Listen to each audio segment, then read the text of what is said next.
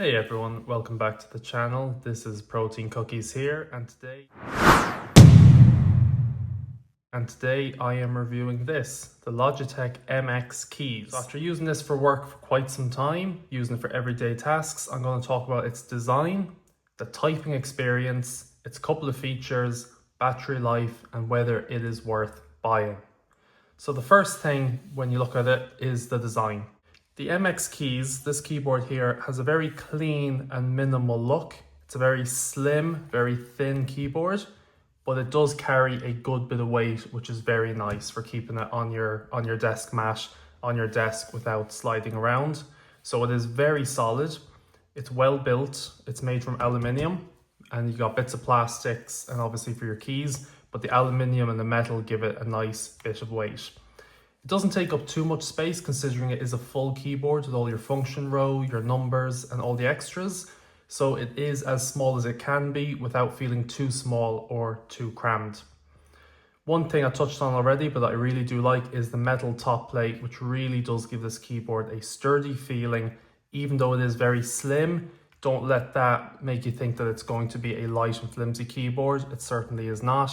I've had this for well over a year and it's still going strong for me.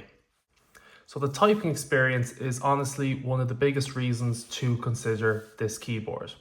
The keys have a very nice and comfortable shape that allows your fingers naturally find the center of each key.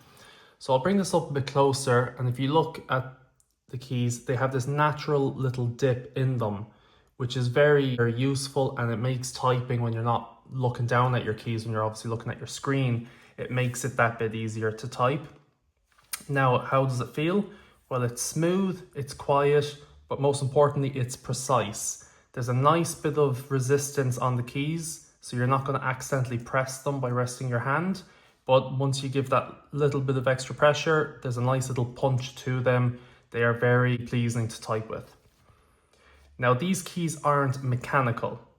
So if you love the kind of loud, clicky, the big feedback switches, this might not be for you. If you're looking for a keyboard for gaming, again, this probably isn't for you. I use a Wooting keyboard personally for gaming, but I use this for work because it's got everything I need. It's wireless, and I'll talk about the other features in a second. So if you want something a bit more professional looking, something quieter, something that maybe if you're taking calls while typing, the keys aren't going to be audible over the phone. That's one reason I like this. If you work late and you don't want to be loud, this is definitely an advantage that this keyboard has. So we'll just do a quick typing just so you can kind of see if you were going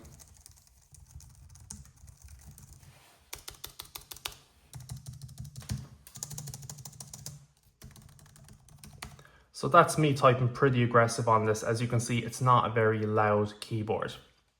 So move on to the next point, which is the smart backlighting. So another feature that this has is natural backlighting. So the keyboard can automatically light up when your hands approach it, which is quite convenient if you're working in a darker environment. Personally, I never use this feature because I only work during the day and my office has great lighting. So this for me isn't really something to consider. But for you as a consumer, someone that maybe works a little bit differently to myself, that might be a big plus to you. And then of course you can adjust the brightness to save your battery life if you want to get longer in between charges. So the connectivity then is another great reason to buy this keyboard.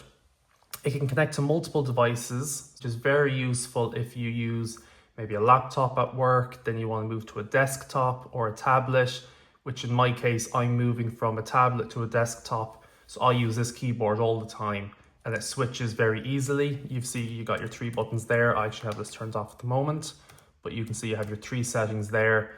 You can connect them up nicely. So very easy to switch between and very easy to not, have connectivity issues because they're using different channels, which is very nice. So if you are someone that works across multiple devices, this is certainly a key feature, something that really you probably have to have. So considering this in a keyboard is very important. Then the next thing to talk about is the battery life. So the battery life on this is solid. I'm using this 8 hours a day, 5 days a week, and I'm charging it maybe once every 2 to 3 weeks. So I just leave it charged overnight. It's got a USB-C connection here at the back, and that's pretty much the only port that you'd be connecting with. So the battery life is very good. It's something that it's not going to bother you much. This keyboard isn't going to be dying on you when you need it most. And of course, if you want to use it while it's plugged in, you can do that too. But I like to have a clean, minimal desk. So I normally just plug it in overnight, put my cable away the next morning, and I'm good to go for another couple of weeks. To sum this up, we'll look at the pros and the cons. So what are the pros?